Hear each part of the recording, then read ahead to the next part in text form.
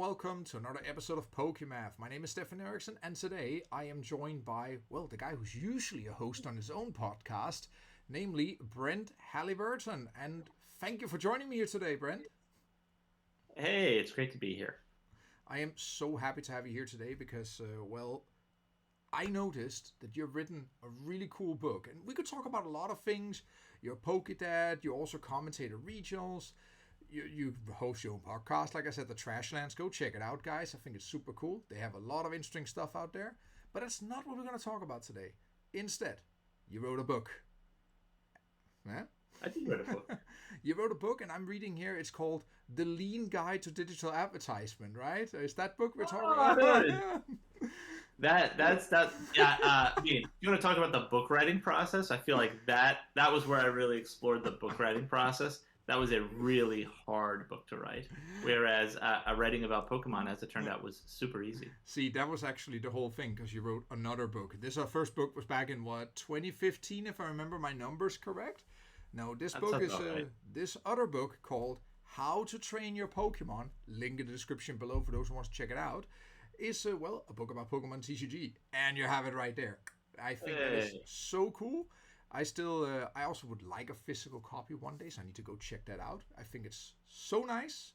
And I have a lot of questions about this book, Brent, so I hope you're ready for a few questions about the book. Let's jump in. So let me just start from the very beginning here. What made you decide to actually write a book in the first place about Pokemon? So when did you start your YouTube channel? Beginning 2020, when everybody was forced online. That's kind of the time frame.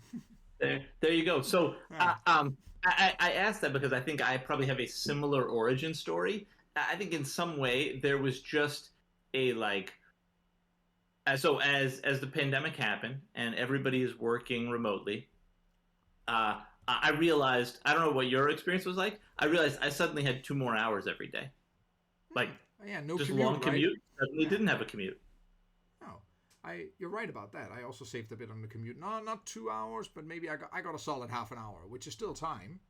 Yeah, and I was like, and I felt like things were just like dialed down a little bit. Like all of a sudden we weren't going on trips anymore. Like we were, like everybody was just kind of hunkered down, like hanging around your house. And I felt like I needed to start trying to kind of set goals for myself of like things to accomplish so I wouldn't look back on that 2 years and say, well, that was a 2-year period where I just sat around my house and did nothing. I think that seems like also a better motivation than ever.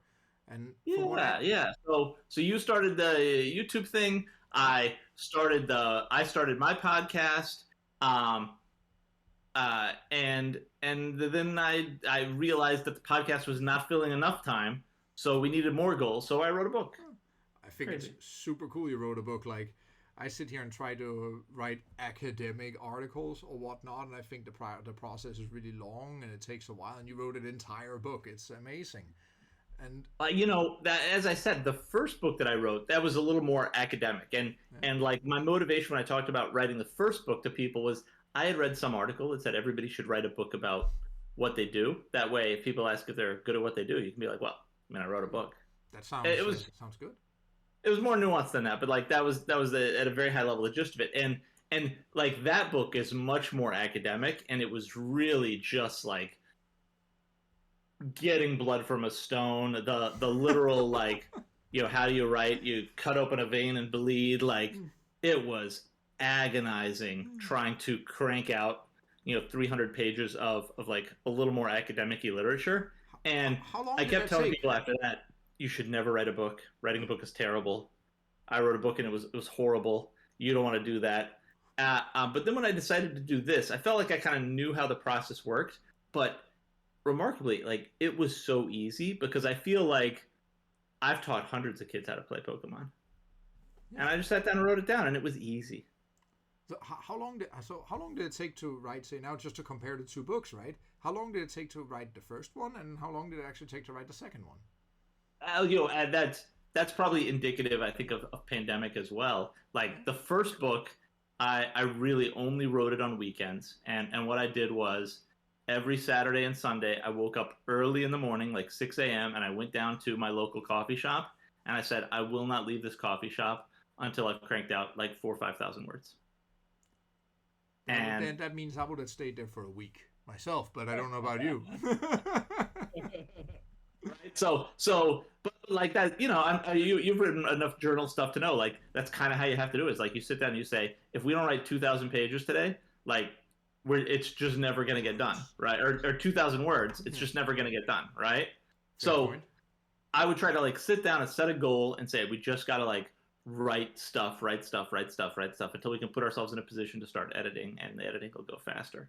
But like only doing it on Saturdays and Sundays, it took forever. It took like 6 to 8 months probably.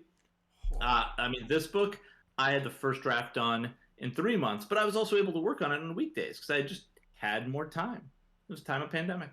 And it was Pokemon, right? Pokemon's cool. Like, And as I said, it was easy because I knew how I taught people to play Pokemon, and I was writing a book for myself. Like, it was so scratching an itch you already have.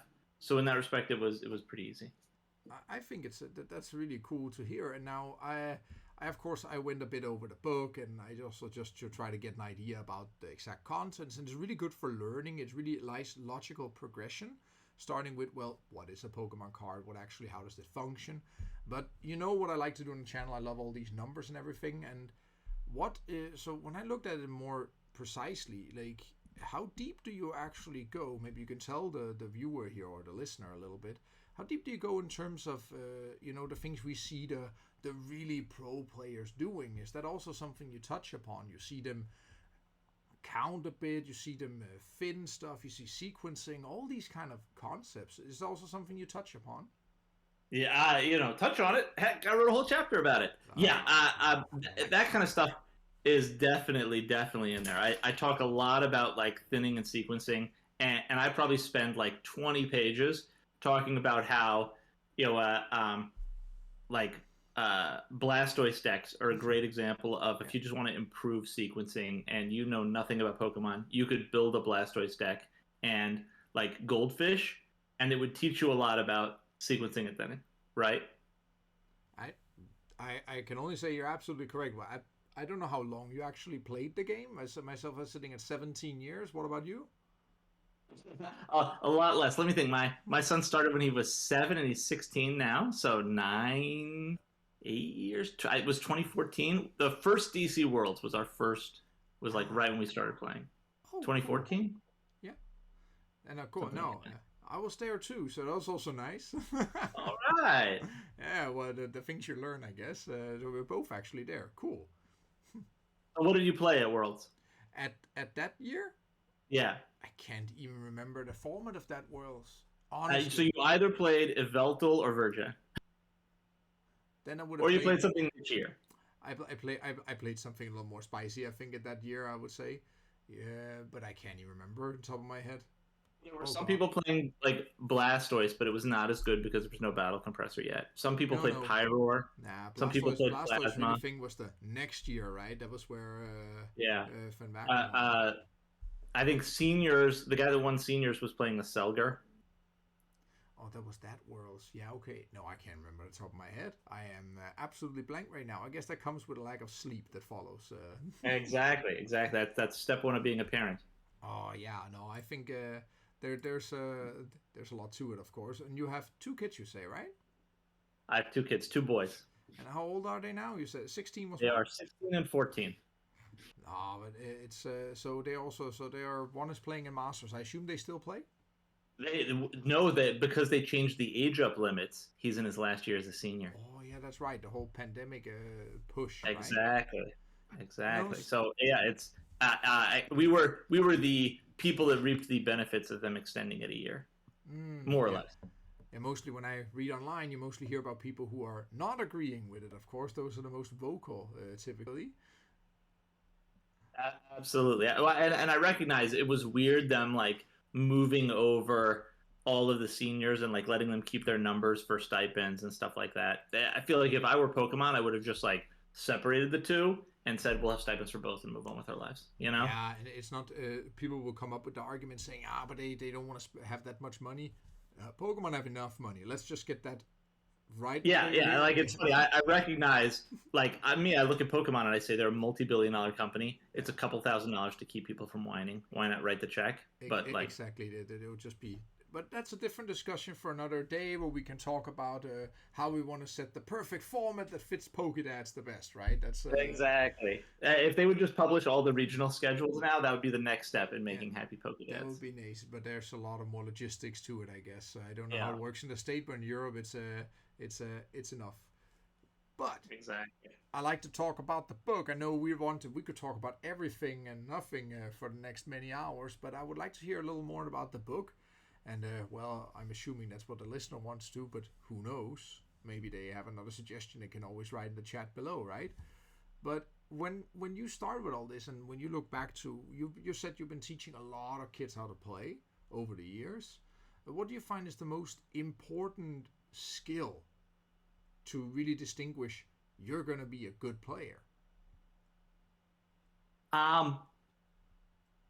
That's an interesting question. I always wanted to ask that to somebody who wrote a book about this. So that's what I've been sitting on for a while. I think there's just a lot of different stages that players go through. I mean, at a very high level, I would say, like, one of the key things that I think differentiates, like, good players from exceptional players is like nonlinear thinking. Yeah. And thinking about, like, all the different attacks that you have, and I recognize, some decks are just extremely linear, right? Like, a deck like a year ago ADP, or today, fair. ADP is probably a really good example, right? Like, first thing you're gonna do is Altered Creation, and the next thing you're gonna do is try to, like, knock out boss, knock out, end the game. Yeah, like, that sounds pretty linear, yeah.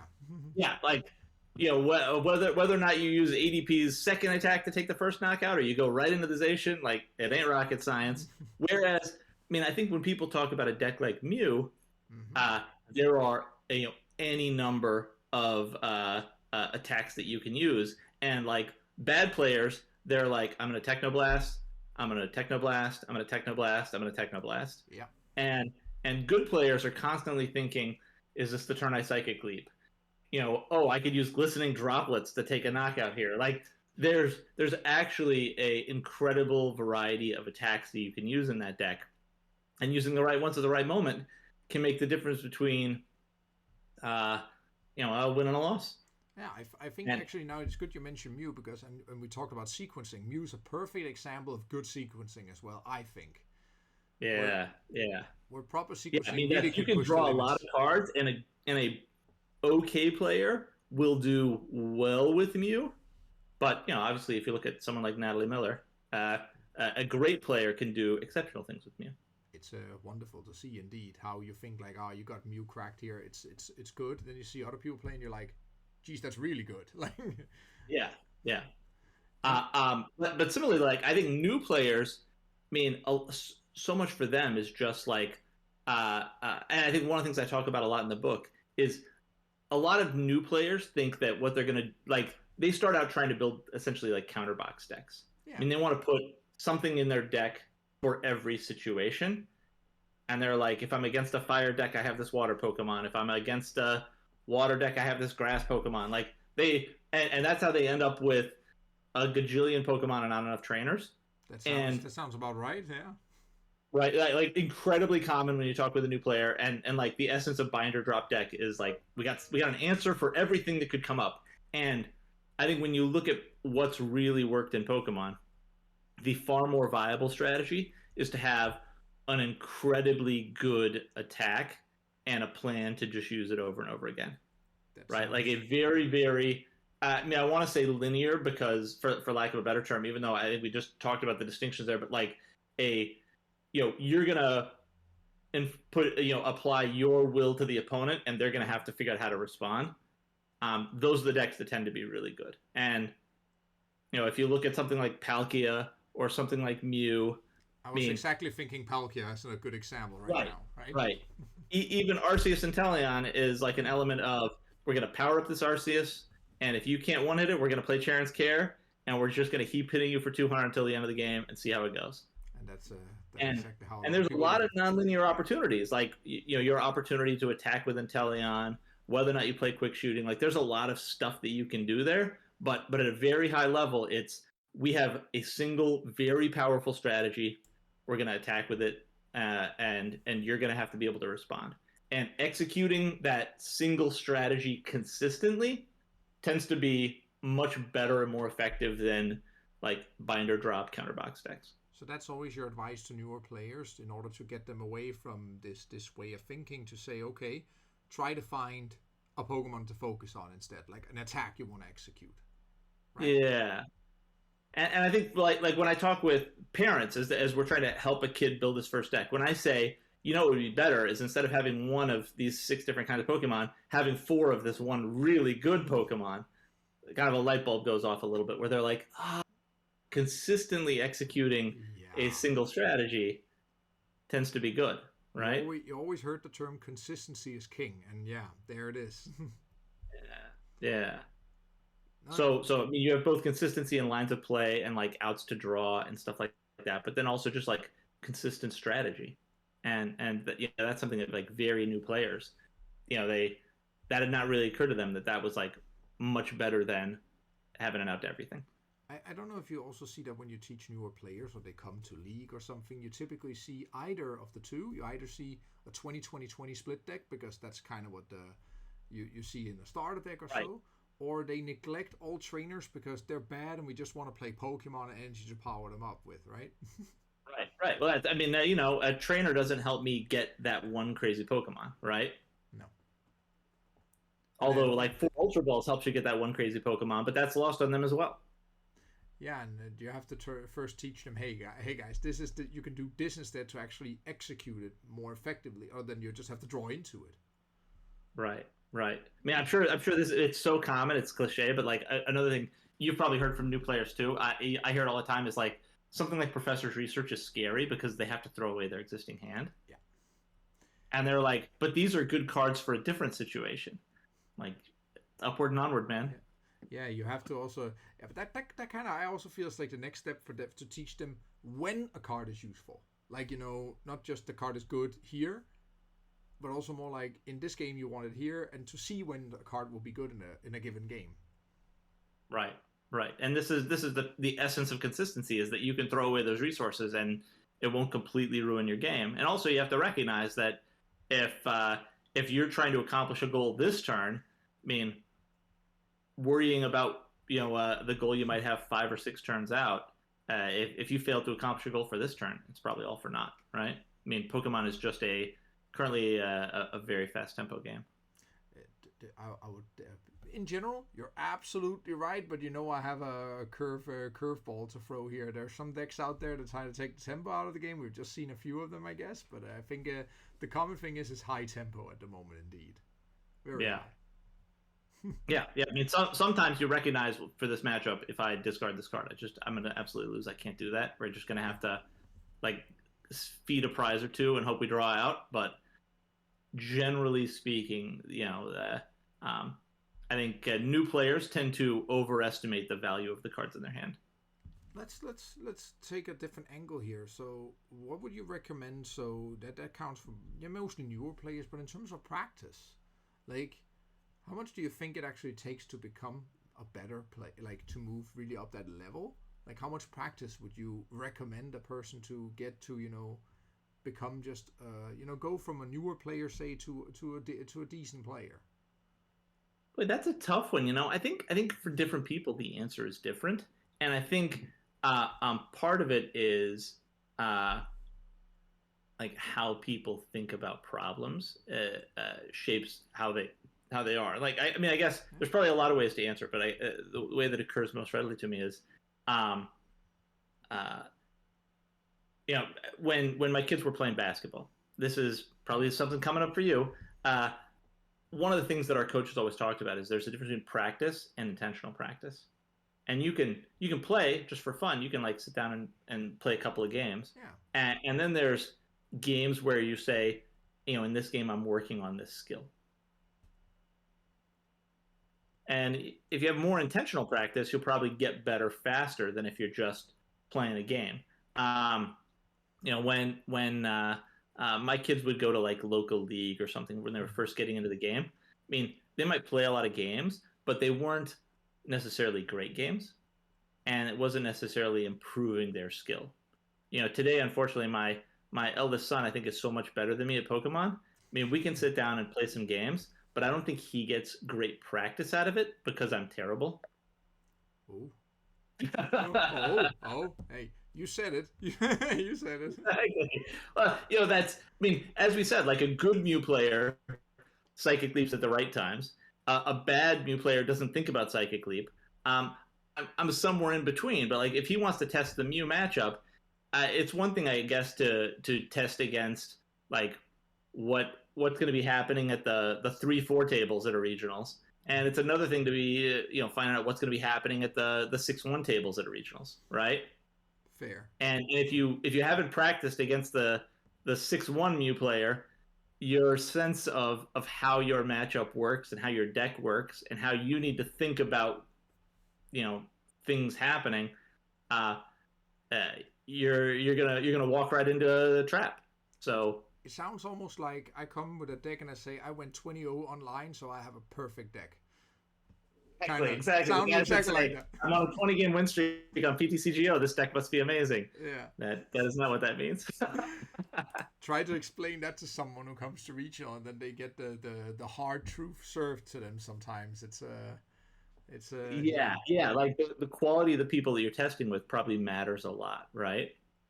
And what do you think? So also, I'm just jumping a little around on topics just to try to get a gist here, and like. You see, some people are, when they play, some people are very messy in their gameplay, let's call it that. And others, they go very much, everything has to be lined up and, a sense of order and everything. Do you have any good suggestions on managing cards?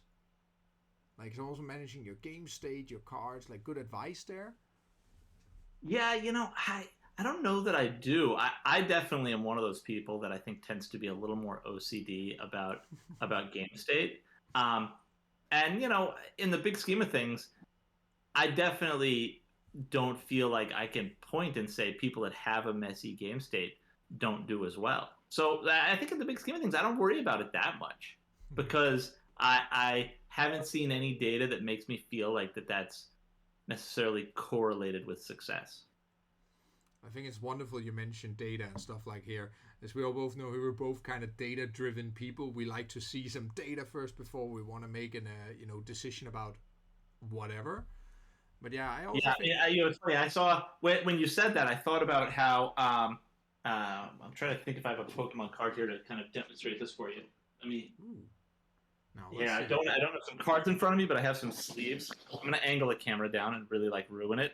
But sure. Let's just check I was watching Rowan Stavenhow play Mew at NAIC, and when he used his Genesects, he would tilt them, and then as he used them, he would line them up yeah, like this, and eventually have like a little row of Genesects, and like it was so OCD. But I was like, there's no one has any question at all about how many Genesects he's used this turn, and like because it was so weird. He always remembered to straighten it out after his turn.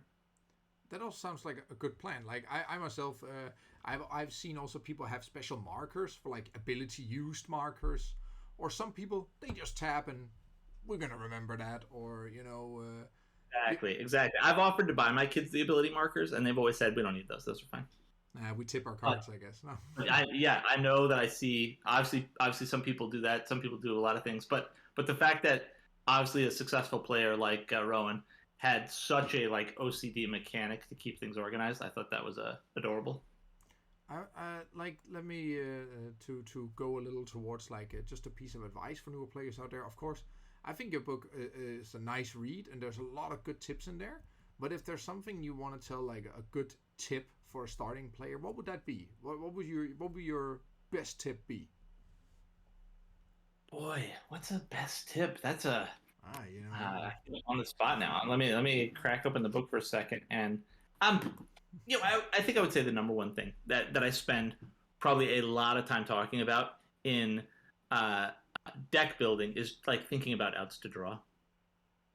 Most new players don't have enough draw in their decks, and as a result, they do a lot more like draw, attach energy, pass, right? Like the 20-20-20 kind of decks are almost characterized by, well, third of the time you're gonna be top decking energy, so it's gonna be a lot of attaching energy and passing.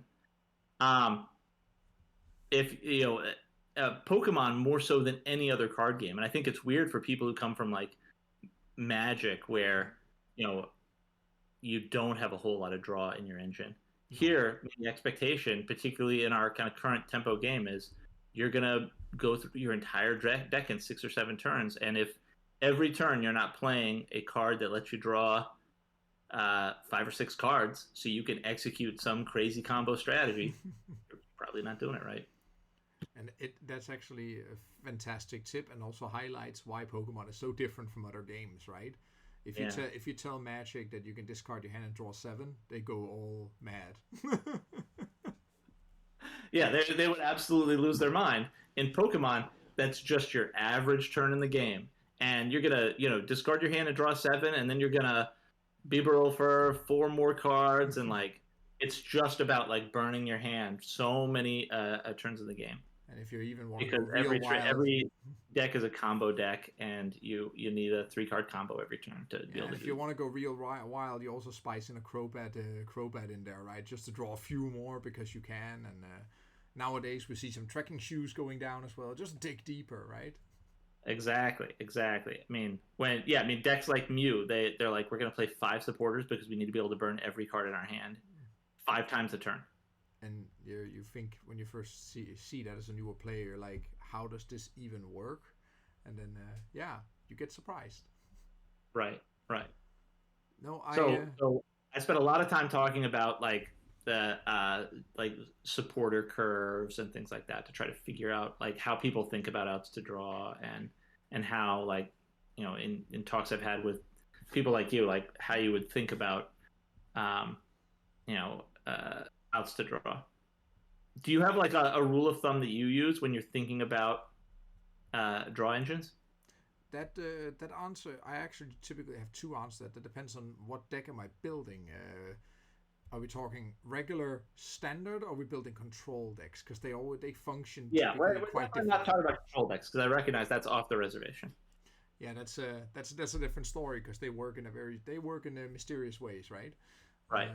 Now, in terms of draw, obviously it depends a bit, because nowadays you actually tend to have a little less draw than what you usually had. And then people go like, why? But it's because we have things like the Inteleon engine. That is I was going to try to give you an example like ADP, like something that predates the Inteleon engine, because I recognize both Inteleon and Mew have made it a little weird compared to traditional ways people have thought about supporter outs. I usually sit around the 10 to 12 mark, depending on the deck, but usually there's a sweet spot here. There's always been cards that goes also to search your supporters. Even back in the day, you had Random Receiver. You would sometimes also add a few Pokegears just to, increase the outs a little bit on hitting your supporters. But usually I sit around 10 to 12 myself. Right. So in 10 to 12, do you count Pokegears among that 10 to 12? No, directly no. I'm thinking about like actual supporters, and then the rest is proxy supporters, because as we know, when you play a Pokegear, that's not a certainty. Right. But it's highly probable. It's highly probable, but when you think it's when you need it the most, that's typically where things tend to fail you, right? So you would you include a card like Shaman or Crobat in that 10 to 12? I love how this interview became me getting the questions. I love this. This is what happens when you interview another podcast host. No, typically I don't. I typically think supporters one thing, and then I go at what are good cards to draw on your first turn instead. So then I take the wider span of things. Right. There include Ultra Balls, Shaman at that time, or Research as well. Anything that you kind of want to see to get started. Gotcha. See, so I think the way I typically think about it is it's a little too hard to like model out the math for late game turns. So typically, I feel like most of the pro players kind of think about first turn outs to draw, and they're looking at like 16 to 19 ish, and that includes everything, of course. Exactly, and that included Ultra Balls, Quick Balls, Crobat, Shaman, You the name whole it. 9 yards, right? And indeed, when you think about shamans, then there's also discussion. You cannot count the issues. Yes, you want to have shaman, you open your hand, but then again, you don't want it to be your only Pokemon because then it's also useless, right? You have these kind of twists to it as well. Right, right. And then I think one of the things I try to spend a page or two dissecting is like once you get to that like curve, that curve is built around a certain assumption of like depth into your deck that you'll get with each of those cards. Yeah. So then you're like, well, how do you feel about Acrobike or Trekking Shoes? I tend I to count them as like half. It's like half. Yeah, I like them. I like them in general. I like both cards. I played both. I played Trekking Shoes 9. I also was the guy to play Acrobike. It was just a wonderful card. The thing that favors Trekking Shoes a little bit, you don't necessarily have to discard anything. Like in Acrobike, right. You always see people go Acrobike, or you've seen it, and then they hit double DC at that time, and then they're like, ouch. Like you have to get rid of one. Or you basically get a very painful choice in any case, right? You don't necessarily see that with Trekking Shoes, right? Because you can choose just to take the card and, keep it at that. Interesting. Obviously, the downside is Acrobike, you get to look at both cards, so you get a little more information before you have to make a decision. But the forced discard sometimes hurts really bad. You also have to keep that in mind. Right, right. Yeah, anyone that played Night March had a moment where they were like, I see we're discarding half the energy in our deck now. Yeah, ouch. Like, I played Night March myself, and that indeed happened. Unfortunately, more than one occasion. Well, once you got your deck down to like 4 cards and you're looking for your boss, the inevitability that you were going to Acrobike into two energies was pretty high, right? Indeed. No, it happens, these kind of things. And with that said, I think this is also the time we should round off. As I said earlier, we could talk hours about, everything and nothing. But I'm glad we did get to talk a little bit about a book. We also learned a lot of other things interesting to Pokemon. And I hope that anyone watching out there or listening have learned a lot. And, if you want to know more about this super cool book, How to Train Your Pokemon, I see what you did there, by the way, then you can check the link in the description below. I think a lot of people would benefit from this. I think it's a super cool book, and I would like to say to you, Brent, first of all, thanks for being here, and thanks for writing such a cool book. Awesome. Dude, thanks for having me on. This is super fun. I look forward to seeing you and all your listeners in London. It's going to be fantastic. Worlds in London, here we come. And with that said, thank you so much, and I hope everybody out there have enjoyed this class in Stefan's classroom. And I'll be looking forward to see you back for another class here in Stefan's classroom. Bye, everyone.